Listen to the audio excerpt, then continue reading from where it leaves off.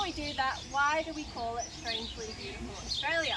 Well, Australia is a very isolated continent, far from anywhere else in the world, which means the animals there have had kind of a unique opportunity to develop some really cool features, which we will hopefully be able to show off to you all today.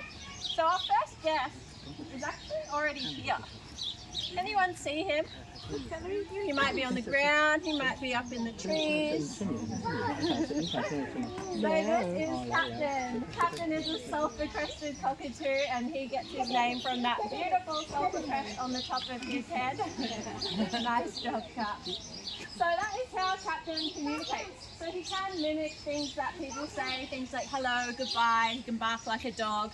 But the way that he really communicates is through his crest. So if he's excited, if he's interested, if he's maybe a little bit scared, he'll put that crest up really nice and high, just like he showed us all today. So Captain has been at the zoo with us for 34 years, well, almost 35 now that it's 2025. But before he came to us here at the zoo, he was a pet and he'd gone through quite a few owners. So we didn't actually know how old he was before he got here. So the vets had a look at him and they put his age at least 10 years old, which means Captain is at least 44 years old, which sounds really old, but cockatoos can live 80 to 90 years, which means Captain is in his prime. So Captain can't fly. When he was little, he had his wings clipped, so he never learned how to use the muscles that you need to fly. So the way that Captain gets around is through his feet, and he has what we call zygodactyl feet, which means 2 toes at the front and 2 at the back. So he is an excellent climber. Almost. So we have set up a little bit of a puzzle for Captain, and we'll see if he can solve it. So if you see him using his zygodactyl feet, he's pretty speedy on that rope. And Captain, he's really smart. We put his intelligence at around a 2 or 3-year-old child. And so we've set up a little bit of a puzzle for him. So he's going to climb down that rope, and as he climbs down that rope, you'll see him get to the end of the rope, and he'll get that cord, and he'll climb all the way back. Or not. So Captain has taken the easy route today. Like I said, he's very, very clever. His intelligence is around a 2 or 3-year-old child. Do you guys know about the terrible twos? Yeah. Well, that's Captain for his entire 80 to 90 years.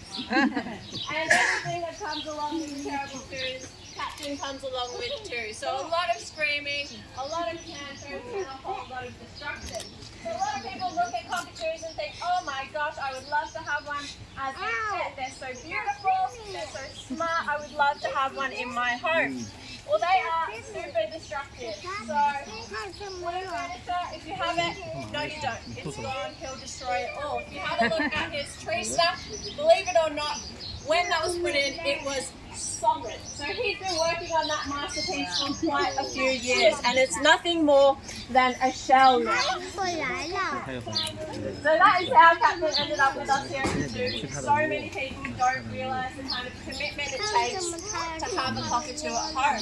Like I said, they live 80 to 90 years, which means that in your life, your children's lives, even your grandchildren's lives, will have Captain in their home. So if you do want a cockatoo at home, just remember the kind of commitment it takes, and make sure that they're in your will, because they will need to be. Alright, so we're going to let Captain make his way home, and we're going to bring out our next guest. Alright guys, this is Bazza. Does anyone know what Bazza is? Yeah, what is he? Yeah, he's a blue-tongued skink. Why do you think he's called a blue-tongued skink? Yeah, he's got a blue tongue. That's not a trick question. It's got a blue tongue. Everyone sit down on the rock. Sit down on the rock, you'll go sit CJ. Northern Queensland. I've definitely had some in my backyard, but you're not going to find them. Yeah. You might have some friends or some family though who has one of these guys at home, because they're a really common pet. So if you have a look at the shape of Bazza's head, it's quite a diamond shape, and he's got a really long body. Does he look like another kind of reptile? Maybe one that doesn't have legs? Any guesses? Snake. A snake, yeah, it does up. looks like a snake. Specifically, he looks like a death adder. And death adders are one of the most venomous snakes in Australia. And this is no accident. So Bazza himself, he's not venomous. So he needs some kind of way to defend himself in the wild. So if he looks like a really venomous snake, hopefully predators will leave him alone. So what he can do, he can open up that mouth, show off that bright blue tongue which glows under UV, and will hiss at the predator. And hopefully they will leave him alone. But if that doesn't work, he has another way to escape. He can run really fast.